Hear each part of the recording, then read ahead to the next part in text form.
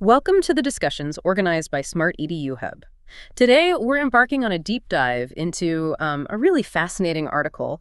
It's called Smart-optimism, Uncovering the Resilience of Romanian City Halls in Online Service Delivery. Our mission today is basically to unpack this research.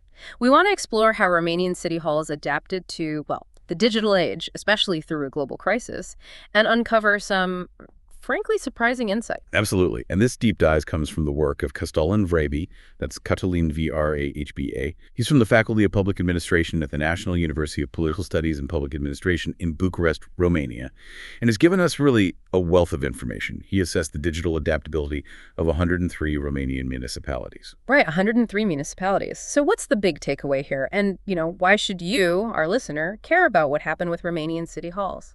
Okay, let's get into it. Well, what's really fascinating, I think, is how the COVID-19 pandemic acted as this huge catalyst, an accelerant for digitalization.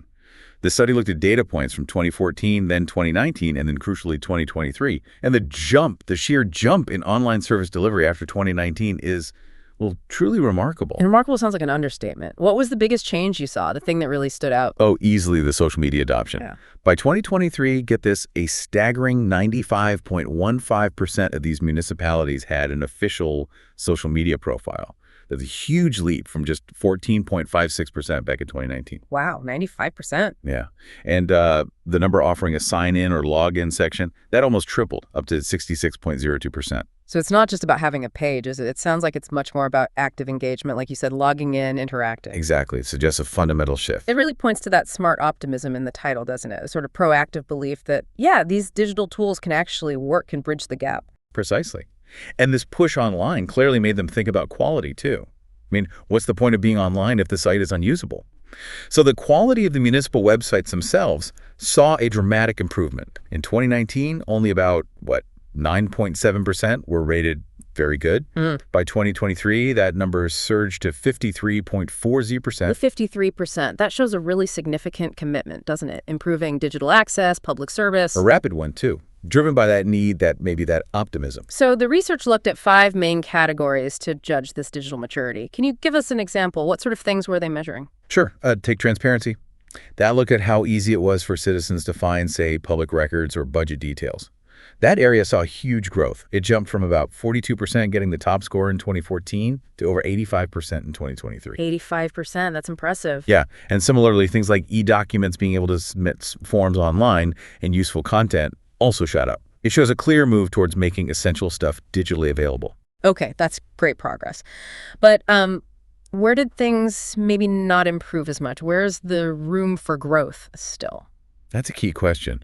The area that lagged, somewhat surprisingly, was generalities. That's basically the user-friendliness, the professional design, the overall polish of the website. The look and feel. Exactly. That category showed the least improvement. It went from about 10% getting the top score to only 27% in 2023. And the study suggests one reason might be that many websites are developed in-house, maybe not always by dedicated UX professionals. Right. So scaling up fast might mean the user experience isn't always top tier initially. Makes sense. What about size? Did bigger cities do better? There was a connection, yeah, a moderately positive correlation. So larger municipalities generally tended to have better, sort of more comprehensive e-governance, but it wasn't strictly cause and effect. Smaller places could still be quite advanced. Yeah. And it's worth remembering, like the author points out, there are limits to this kind of study. Comparing these results internationally, for instance, is tricky.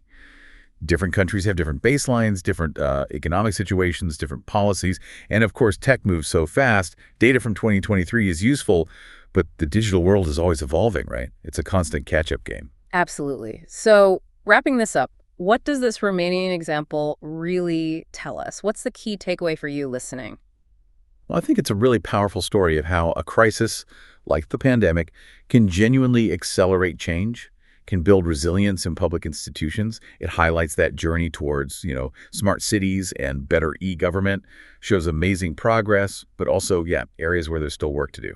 It definitely makes you think, doesn't it? You start wondering what other public services, maybe closer to where you live, could benefit from a similar dose of smart optimism, especially when things get tough unexpectedly. How ready are they to make that digital leap? A great question to ponder. Well, that's all the time we have for this deep dive. Thank you so much for joining us. For more insightful discussions like this one and expert analysis, please do like and subscribe to the Smart EDU Hub channel. That way, you'll be the first to enjoy our new podcasts as soon as they drop. Until next time.